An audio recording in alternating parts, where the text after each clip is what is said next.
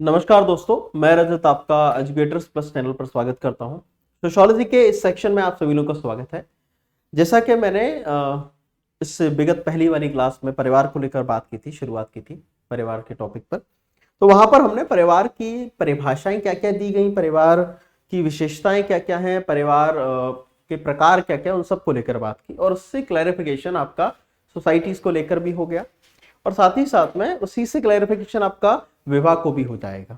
ठीक। अब परिवार नामक इस संस्था का, इस समूह का एक महत्व है।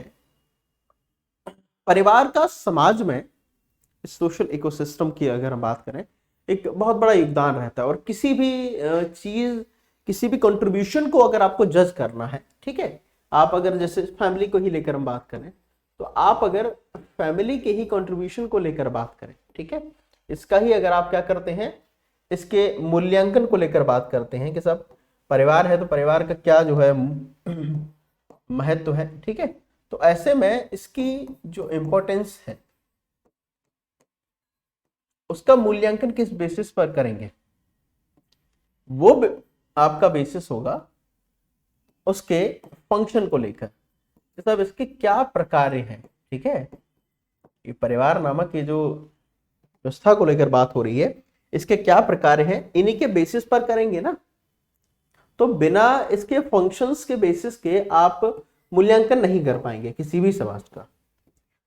अब परिवार का हमने, इतना तो आप सभी को पता है कि हमने परिवार का बहुत सारी चीजों को लेकर बात की है। जैसे कि हमने सबसे एक अहम जो फंक्शन इसका देखा है वो देखा है सामाजिकरण की प्रक्रिया में, ठीक है, इन द प्रोसेस ऑफ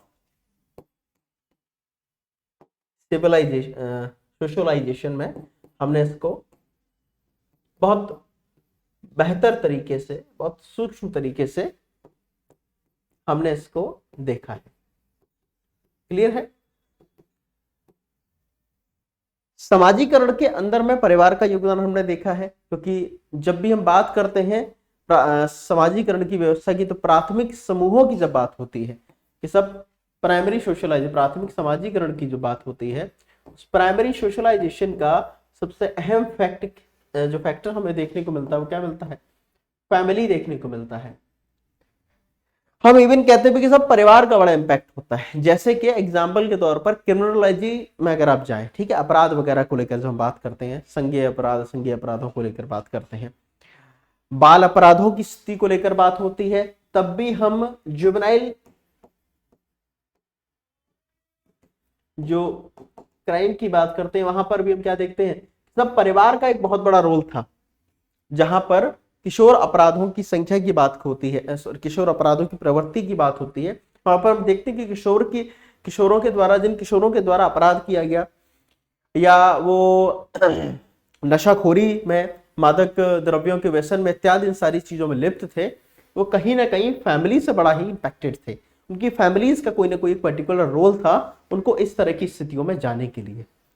तो कुल मिलाकर व्यक्ति के ऊपर में पड़ने वाला प्रभाव, उसकी बाल्यावस्था, उसकी किशोरावस्था, उसकी प्रौढ़ावस्था के जो भी उसके कार्य होंगे, उसमें सब में परिवार का रोल होगा।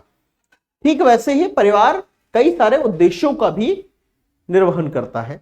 ये कई सारे उद्देश्यों की हम उसमें देखते हैं पूर्ति होते हुए। अब इन सब को लेकर अलग अलग थिंकर्स के, अलग अलग लोगों के अपने एक अलग अलग थॉट प्रोसेस थे, जिनसे रिलेटेड प्रश्न आपसे पेपर में पूछे जाते हैं, उनसे रिलेटेड आपसे क्वेश्चंस होंगे। जैसे कि सबसे पहले अगर हम शुरुआत करें तो बीरेस्टीट को लेकर, बीरेस्टीट ने बेसिकली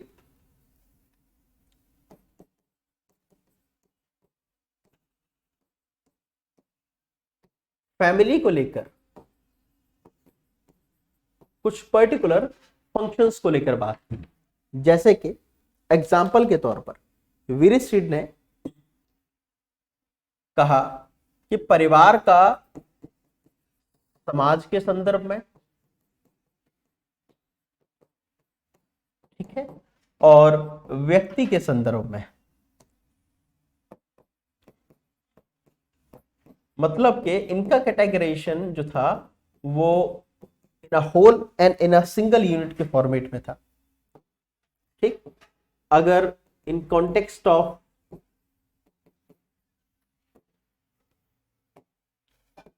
पर्सन, किसी एक व्यक्ति को लेकर परिवार का क्या फंक्शन है, क्या उसकी इंपॉर्टेंस है, उसकी इवैल्यूएशन की गई।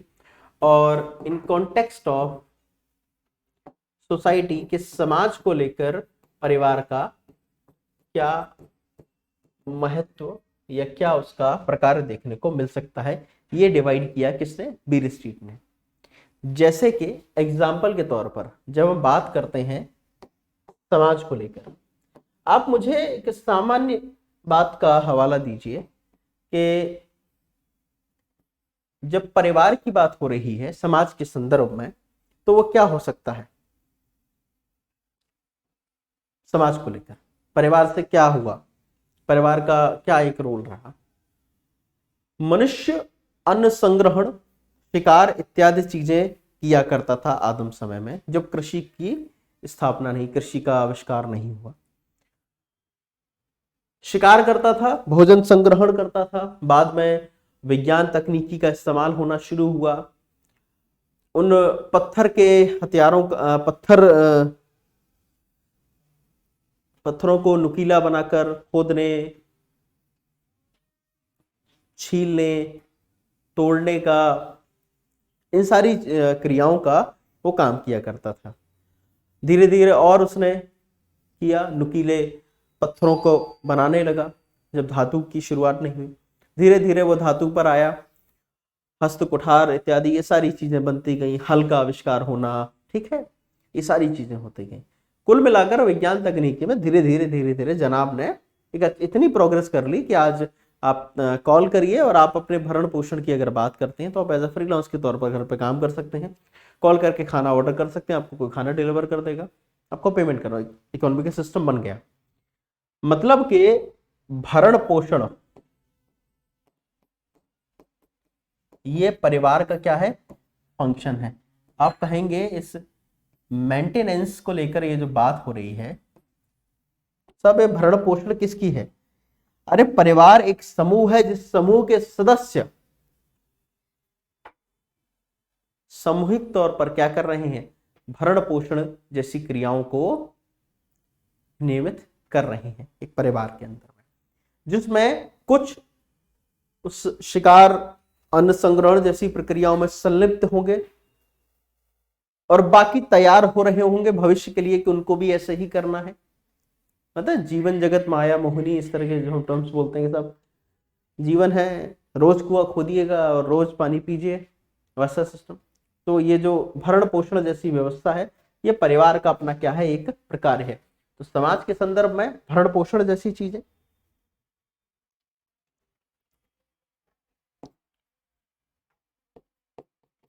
सांस्कृतिक संरक्षण,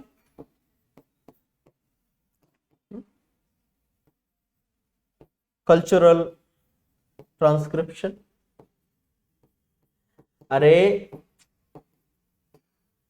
जैसे कि एग्जाम्पल के तौर पर जब आप घर में पूजा वूजा कर रहे होते हैं तो परिवार पूरी फैमिली साथ बैठी होती है, तो क्या बोलती है कि सीख लो, तुमको भी आगे पूजा करनी है ऐसे ही है। या आपकी माँ को अगर कुछ नहीं पता है, वो आपकी नानी को या आपकी दादी को कॉल करके पूछेंगी, या अपने घर के जो भी बुजुर्ग उनको पूछेंगी, अच्छा बताओ ना ये रिचुअल कैसे होता है, इस तरह से। जैसे मेरी मदर हमें अक्सर कर नानी से पूछती हैं, क्योंकि दादी नहीं है तो नानी से ही पूछती हैं। क्यों पूछती हैं? क्योंकि उनको पीढ़ी दर पीढ़ी क्या हुआ, ये संचरण व्यवस्था चल रही है, पता है उनको रिचुअल्स कैसे कर रहे हैं, ठीक है, हाउ थिंग्स गोना डन। तो ये चीज हो रही है। तो इस संस्कृति का धीरे धीरे आपको देखने को क्या मिल रहा है, एक विकास क्रम बना हुआ है। जैसे विवाह इत्यादि उत्सव में आप देखते होंगे घर परिवारों में बुजुर्ग जो बैठे होते हैं, वो कुछ ना कुछ बता रहे होते हैं, ये इस तरह से ऐसे, ये रिचुअल्स इस तरह से ऐसे ऐसे। क्योंकि लिपिबद्ध करके तो ऐसा तो है नहीं कि डायरी निकाली जाती है, उसको खोल के फिर उसमें किया जाता है। और डायरी भी होगी तो वो भी पीढ़ी दर पीढ़ी देनी पड़ेगी ना, एक समय के बाद नष्ट हो जाएगी। तो मौखिक तौर पर भी और दस्तावेजी तौर पर भी इस तरह के संस्कृति का संरक्षण आपको देखने को मिलता है। और ये अलग अलग समुदायों में, अलग अलग परिवारों के घर में इन सारी चीजों में देखने को मिलेगा। अगला, यौन नियंत्रण, सेक्सुअल कंट्रोल। कुछ जैसे sex is a kind of a taboo subject most of the societies, बड़ा ही उसको एक एज अ टैबू सब्जेक्ट के तौर पर देखा जाता है। लेकिन यौन प्रक्रियाओं का परिवार के माध्यम से नियंत्रण भी किया जाता है। ठीक है, जैसे यौन संबंधों की स्थापना को लेकर भी हर प्रकार के समाजों में, अलग अलग प्रकार के समाज अलग अलग रिचुअल्स के बेसिस पर, ट्राइबल सोसाइटीज का अलग होगा, इंडियन वेस्टर्न सोसाइटीज का अलग होगा। ट्राइबल्स में भी कई सारी ट्राइबल सोसाइटीज के एक अपने अलग कल्चर और स्ट्रक्चर होंगे। उसके बेसिस पर क्या होता है, यहाँ पर यौन संबंधों की स्थापना में देखा जाता है किसके साथ यौन संबंध स्थापित किए जा सकते हैं, किनके साथ नहीं किया जा सकते। ये सब क्या है, ये सब परिवार का फंक्शन है, क्योंकि परिवार में ये चीजें तय होती हैं। क्लियर है? क्लियर है? साथ ही साथ में क्या रोल होगा,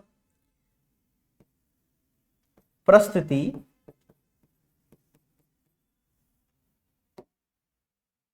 यों का बनना, स्टेटस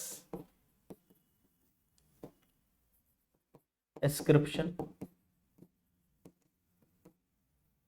और अंतिम जो होगा वो है रिप्लेसमेंट ऑफ स्पीशीज, प्राणियों का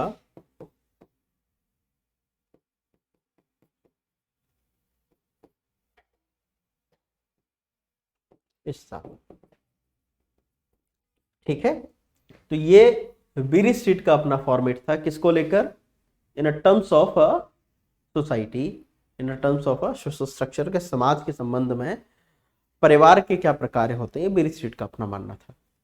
अब व्यक्ति के संबंध में क्या होंगे, अगर मैं यहां पर व्यक्ति को यहां से हटा देता हूं, ठीक है, व्यक्ति को दूसरे पार्ट्स में लेके जाते हैं।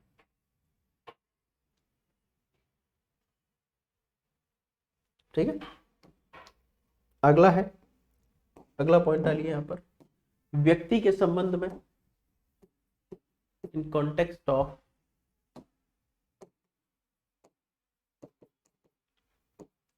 पर्सन, व्यक्ति के संबंध में, व्यक्ति के संबंध में जब परिवार के प्रकारों को लेकर बात की गई तो वो व्यक्ति की स्थितियों को लेकर था, जैसे कि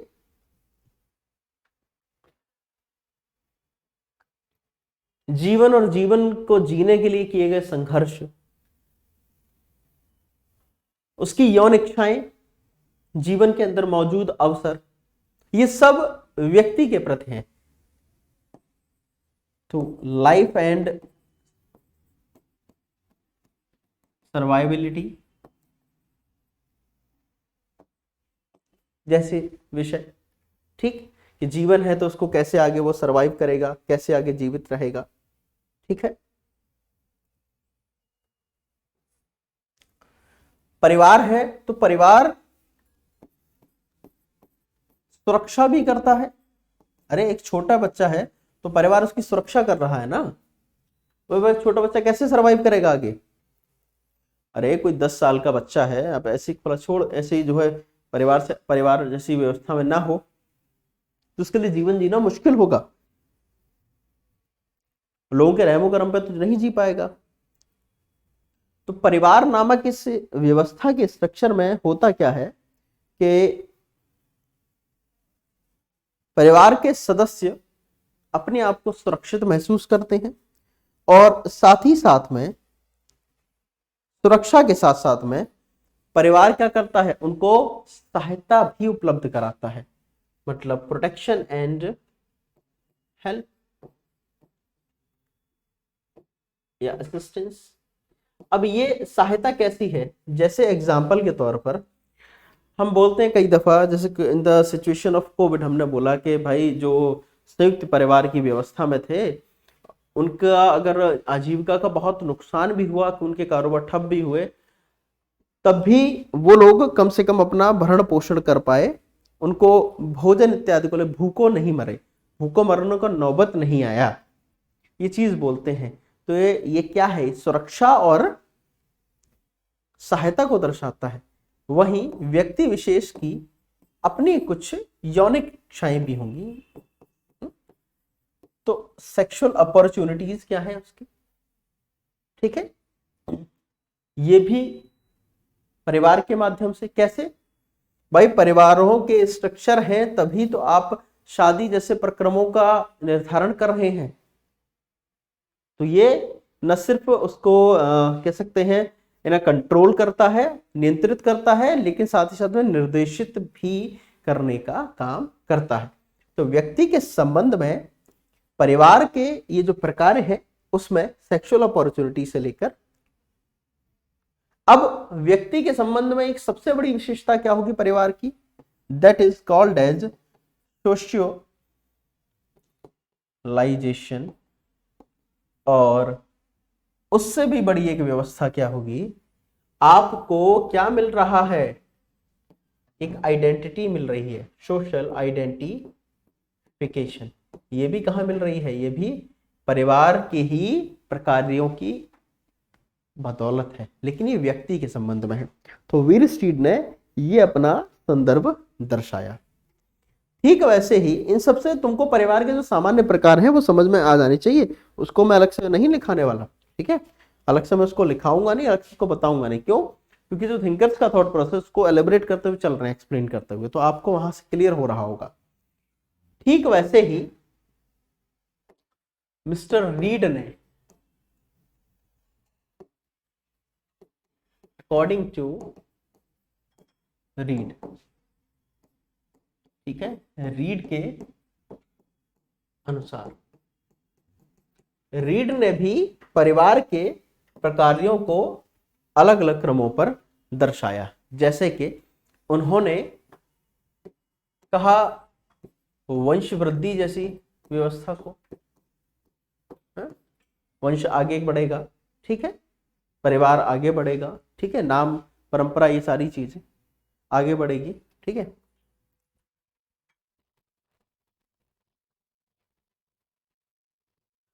दूसरा, यौन इच्छाओं का क्या, वो भी पूर्ति होगी इस माध्यम से। तो वंश वृद्धि की बात हो, यौन इच्छाओं की बात हो, ये सभी रीड का अपना स्ट्रक्चर था, जहां पर वो कह रहे हैं कि भैया परिवार का ये एक फंक्शन है, समझ रहे हो, ये एक उसका फंक्शन है। तो यौन इच्छाओं को लेकर बात हो, ठीक है। अब यहां पर यौन इच्छाओं का सिर्फ ऐसा नहीं है कि उनकी पूर्ति की बात है, यहां पर उसे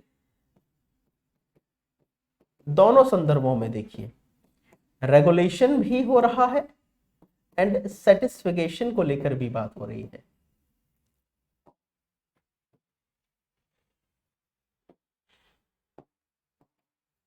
ठीक, रेगुलेशन एंड सेटिस्फिकेशन, संतुष्टि और नियमन दोनों को लेकर बात हो रही है। ठीक वैसे ही समाजीकरण को भी उन्होंने इसके दायरे में रखा। उन्होंने कहा समाज, देखो ऑलमोस्ट जो थिंकर्स रहे हैं उनके अकॉर्डिंग फैमिली के फंक्शन के तौर पर सोशलाइजेशन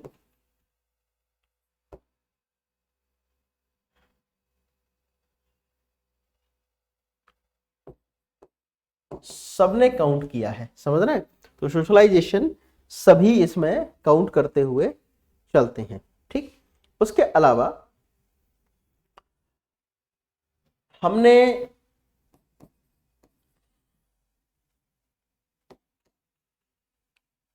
इस 3 स्ट्रक्चर को लेकर बात की। अब पिछले वाले ने लाइफ एंड सर्वाइबिलिटी की भी बात की थी, और इन टर्म्स ऑफ सोसाइटी उन्होंने मेंटेनेंस की भी बात की थी। Life and survival and maintenance, क्या इनको हम एक शब्द आर्थिक जरूरतों के नाम से नहीं कह सकते, या आर्थिक पक्ष इसको शब्द नहीं दे सकते, या आर्थिक कार्य इसको नहीं दे सकते? एग्जैक्टली दे दीजिए।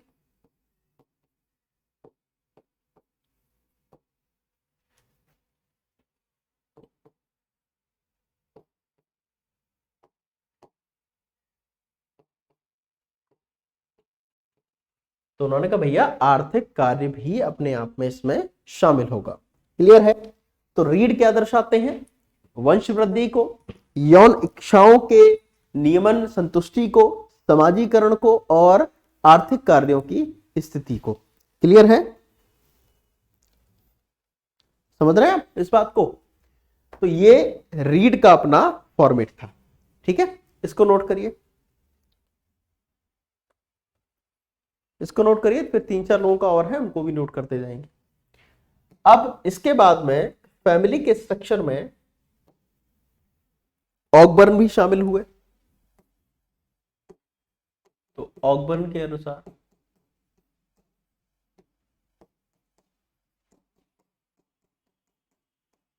अकॉर्डिंग टू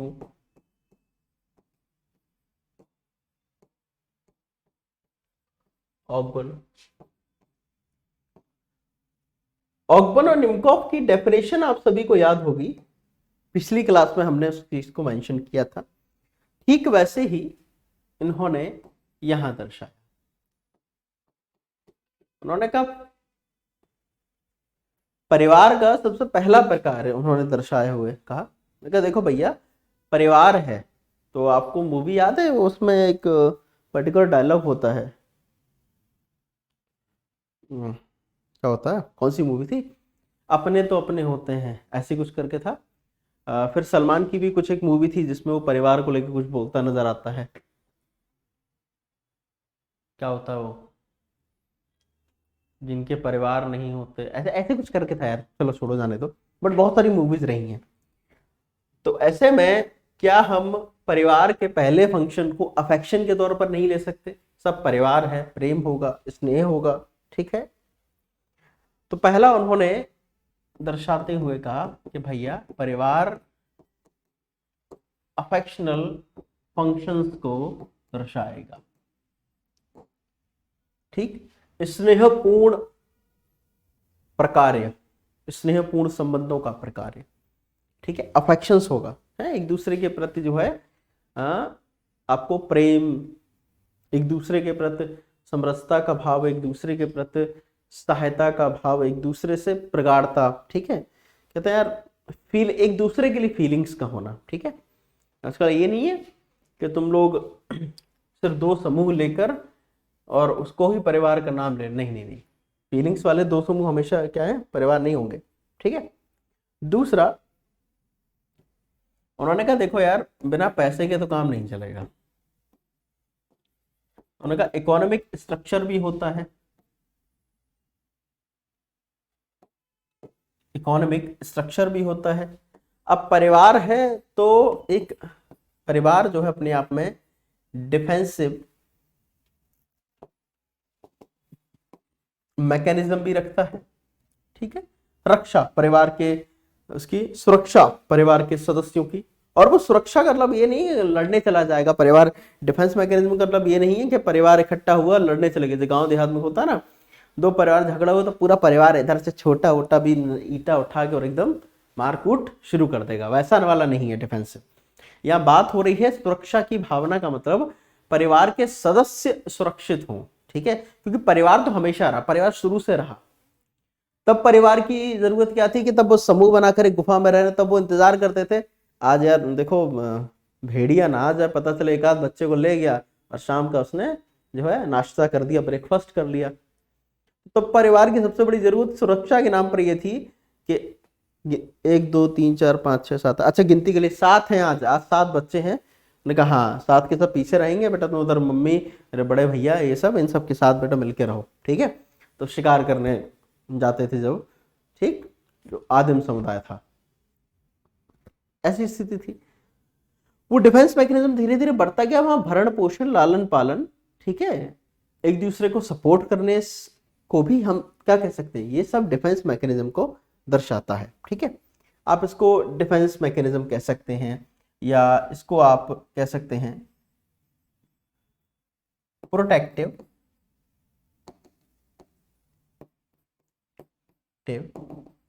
फंक्शन भी कह सकते हैं, ठीक है। और उन्होंने कहा ये सारी चीजें, उसके अलावा परिवार का एक और भी अच्छी एक चीज है, एंटरटेनमेंट।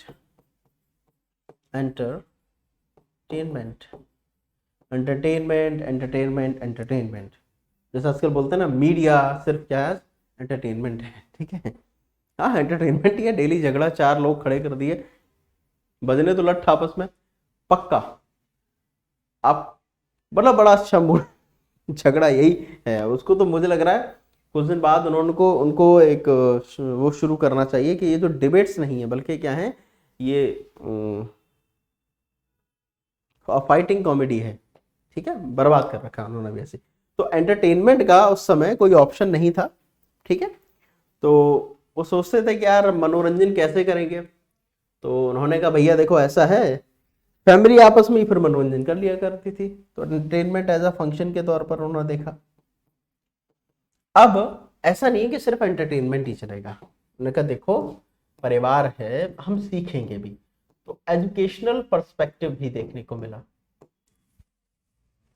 शिक्षा भी मिल रही है। कैसे शिक्षा मिल रही है, डिपेंड करता है कैसे कैसा समय की बात कर रहे हैं। जैसे आप में से कोई एकदम से एग्जांपल निकाले कि सर ये बताइए मौर्य काल के दौरान, एग्जाम्पल के तौर पर, in the era of modern times, परिवारों में शिक्षा का मतलब क्या होगा।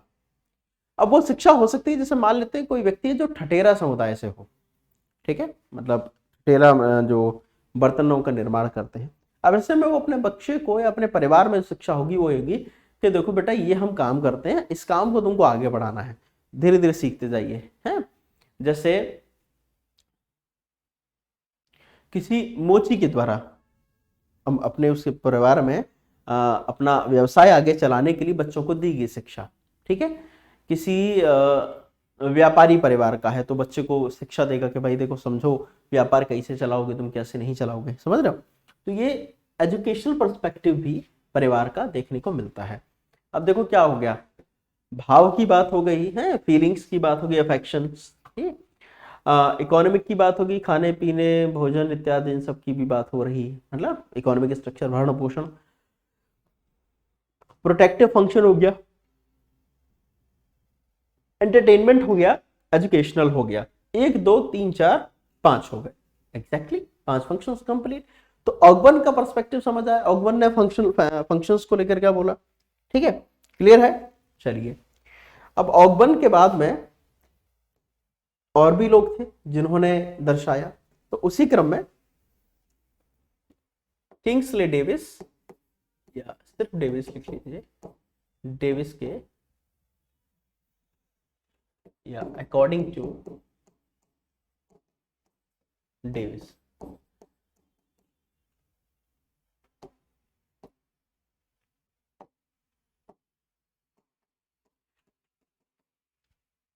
किंग्सले डेविस ने क्या किया, इन्होंने भी फंक्शंस को दर्शाते समय, ठीक है,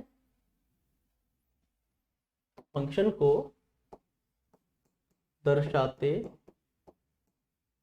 हुए अपनी परिभाषाएं तय की। ये परिभाषाएं फैमिली की उनके द्वारा दी गई परिभाषाओं, सॉरी, ये जो फंक्शंस दर्शाए वो उनकी परिभाषाओं से मिलते जुलते थे। कैसे, एग्जाम्पल के तौर पर हम यहां पर बात करें, जैसे कि आपके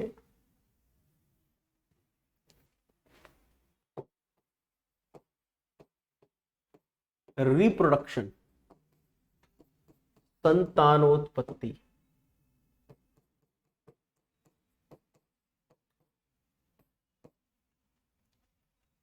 बच्चे पैदा करना, संतानोत्पत्ति करना, रिप्रोडक्शन। भाई परिवार आगे कैसे चलेगा? है, आपने शादी कर ली, आपने बच्चे नहीं आगे पैदा किए, वंश आगे तो नहीं बढ़ेगा। तो ऐसे में रिप्रोडक्शन जरूरी है। ठीक। दूसरा, उन्होंने कहा देखो भाई, परिवार तो आगे बच्चे कर दिए पैदा, कोई बात नहीं, अब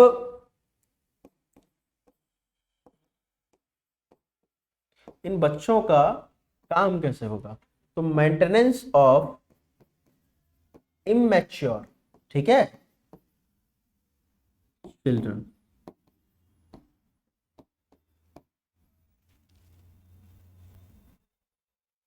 उन्होंने कहा अवयस्क बच्चों का पालन पोषण कैसे करोगे भाई? कहा हाँ यार, ये भी एक विकट समस्या है।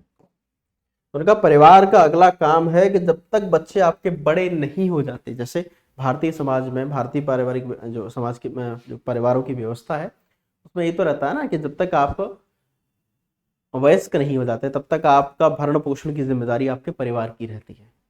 ठीक है, इवन शादी की भी जिम्मेदारी परिवार की है। ठीक, लिखित तौर पर नहीं, अलिखित तौर पर है ये। ठीक है। दूसरा,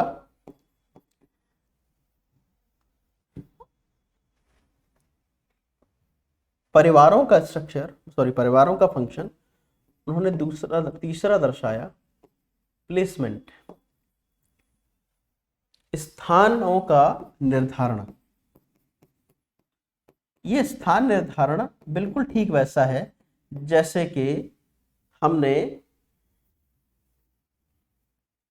बीर स्ट्रीट के स्टेटस एस्क्रिप्शन को लेकर बात की थी। ठीक है, तो स्टेटस एस्क्रिप्शन और ये ऑलमोस्ट सेम ही चीजें हैं। अगला, reproduction, maintenance of immature children, मतलब कि इकोनॉमिकल स्ट्रक्चर को लेकर बात हो गई, इन सब चीजों को। अगला सबसे आखिरी जो कि सामान्य समय में पाया जा रहा है वो है सोशलाइजेशन।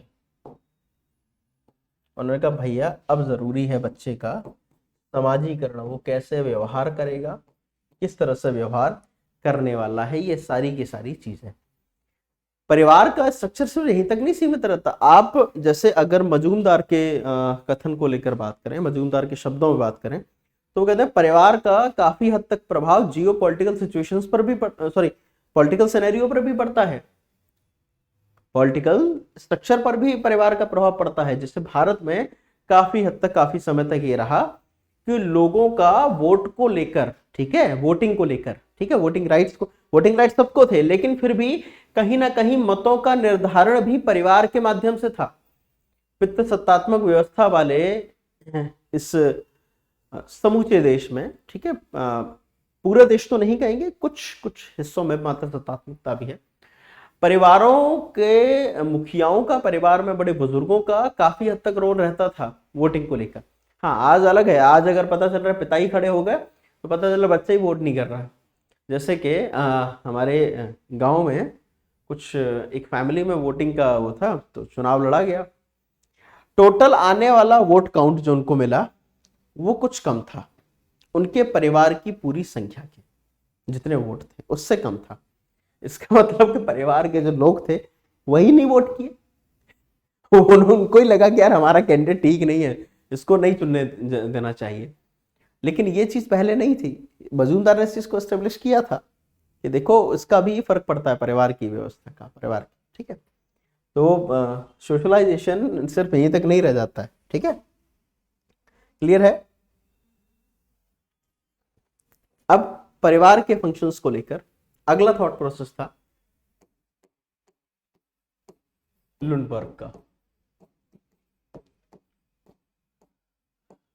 लुंडबर्ग ने जो थॉट प्रोसेस दिया, जो फंक्शंस दर्शाए परिवार के, वो काफी हद तक अपने पूर्ववर्ती जो भी ये लोग रहे हैं, डेविस रहे हो, रीड रहे हो, बीरस्ट्रीट रहे हो, उनसे मिलते जुलते थे। जैसे कि इनका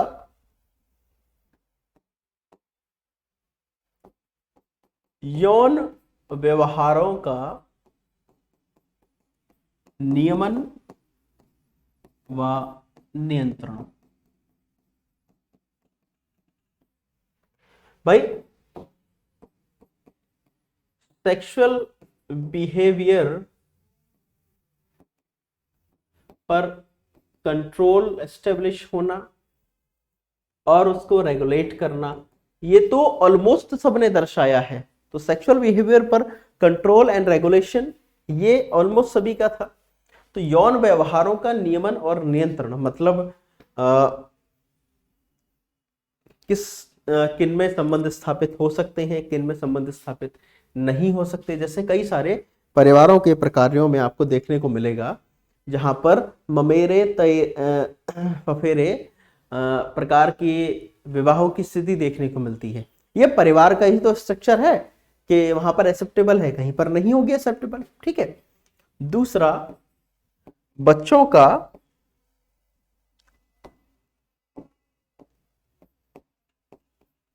लालन पालन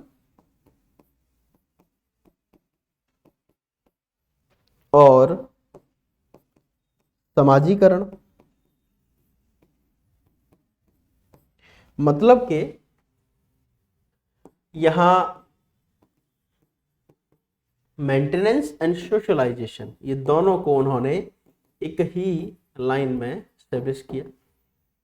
तो दो ऊपर की रेगुलेशन क्या दर्शाती हैं कि समान तौर पर वही स्थितियां चल रही हैं। ठीक वैसे ही परिवार के जो सदस्य हैं उनका एक दूसरे के प्रति अफेक्शन होना, प्रोटेक्शन का एज अ फंक्शन के तौर पर परिवार के लिए काम करना किसको दर्शाता है? सहयोगात्मक व्यवस्था को दर्शाता है। और ये एक दूसरे के कि भाई हर व्यक्ति का क्या एक रोल होगा, तो ये श्रम विभाजन की स्थिति को भी दर्शाता है। क्योंकि यहां पर इकोनॉमिकल एस्पेक्ट को लेकर जब बात होगी तो उसमें श्रम विभाजन की स्थिति है ना। अब जैसे ये बात अलग है कि आप घरेलू महिलाओं को पेड नहीं करते, ठीक है, कि घर को संभालना, बच्चों का लालन पालन पोषण करना, ठीक है, खाना बना करता है समय पर देना, घर के बाकी अन्य सदस्यों की सेवा करना, ये सारा गृहिणी का जो है हमने काम मान लिया कि नहीं, ये उनका सार्वभौमिक, ये उनका जो है जन्म सिद्ध जो है कर्तव्य है। और हमारा जन्म सिद्ध अधिकार है कि वो ऐसा करें और करती रहें। ये हमने महिलाओं को मान रखा है। पैट्रियार्कल सोच वाले जितने हैं उन सबके दिमाग में यही थॉट प्रोसेस है। ठीक है, अपना खड़े होकर पढ़ाएंगे क्या, फाइनेंशियली फ्रीडम जैसे स्ट्रक्चर को, और उम्मीद करेंगे कि जो महिला उनके साथ में विवाह करे वो उनको क्या करे, जाते ही जो है लाड साहब के जूते उतारेगी, मोजे उतारेगी, ठीक है, चाय बना कर देगी, खाना बना कर देगी, ठीक है, और बदले में उसको पलट के क्या बोलेंगे कि अरे तुमको पता है बाहर जाके कितना मेहनत लगता है, कितना जोर आजमाना पड़ता है, तब जाकर ये 4 पैसे आते हैं और तुम लिए पैसे खर्चा कर दे। अबे तुम्हारे बाप की नौकर नहीं है वो, ठीक है, ना विरासत है मिली हुई, ना मौलिक अधिकार है जो कॉन्स्टिट्यूशन ने आपको प्रोवाइड कर रखे हैं। वैसे ही आपने सोच रखा है कि मौलिक अधिकार है उस महिला के ऊपर आपका इस तरह से कि वो आपके ये कर है। तो कहीं पर मेंशन तो नहीं है समान वेतन, समान कार्य के लिए समान वेतन जैसी संहिता मौजूद है, बट फिर भी महिलाएं अनपेड हैं। तो ऐसे में डिवीजन ऑफ लेबर तो हो गया बट डिवीजन ऑफ सैलरी वाला सिस्टम नहीं है। ठीक है, चलिए ये उन्होंने भी माना। तो उन्होंने cooperation and division of labour को ही परिवार का फंक्शन दर्शाया। क्लियर है? चौथा फंक्शन लंडबर्ग ने दर्शाते हुए कहा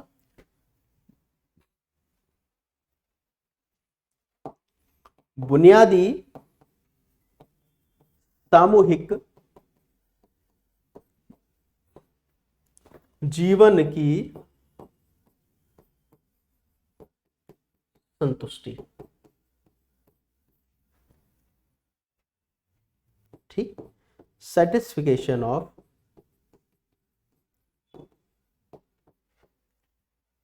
बेसिक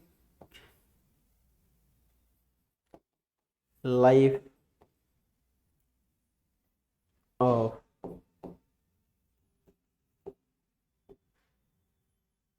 ग्रुप। ठीक है, तो ये लुंडबर्ग का अपना फॉर्मेशन था, किसको लेकर, विवाहों के प्रकार को लेकर। अब एक दो का और लिख लेते हैं। ठीक है, लुंडबर्ग के अलावा विवाहों के प्रकार की स्थिति में सबसे कह सकते हैं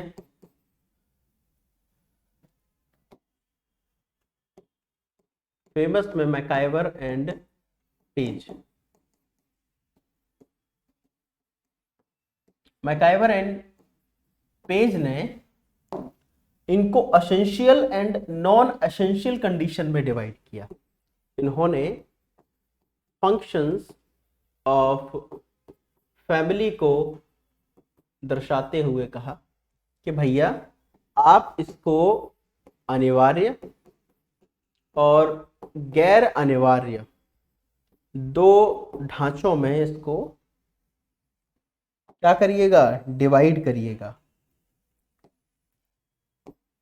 गैर अनिवार्य, ये दो ढांचों में आप इसको डिवाइड करिएगा। अब ये जो दो ढांचों की बात हो रही है, अनिवार्य और गैर अनिवार्य की, ये किसको लेकर थे?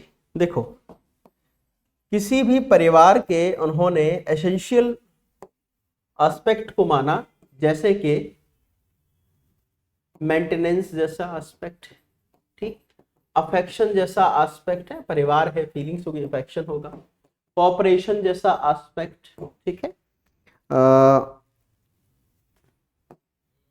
सोशलाइजेशन जैसा एस्पेक्ट, ठीक है, हाँ, प्रोटेक्शन जैसा एस्पेक्ट, ठीक है, सेक्सुअल कंट्रोल एंड रेगुलेशन जैसा एस्पेक्ट। लेकिन गैर अनिवार्य, जिनको कह सकते हैं हम नॉन एसेंशियल में, उन्होंने उन सभी कंटेम्पररी स्ट्रक्चर्स को माना जो आज के वास्तविक जगत में मौजूद है, लेकिन उस प्राचीन जगत में मौजूद इतना नहीं थे।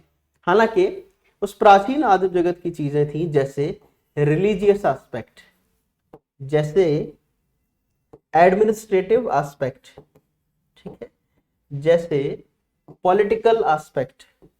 तो आप अगर functional structure of a family in a terms of non essential structure bye MacIver and page में जब बात करेंगे, तो आपको याद रखना है कि परिवार का धर्म को लेकर, ठीक है, क्योंकि धार्मिक जो मान्यताएं हैं वो परिवार में पीढ़ी दर पीढ़ी ट्रांसफर हो रही है ना।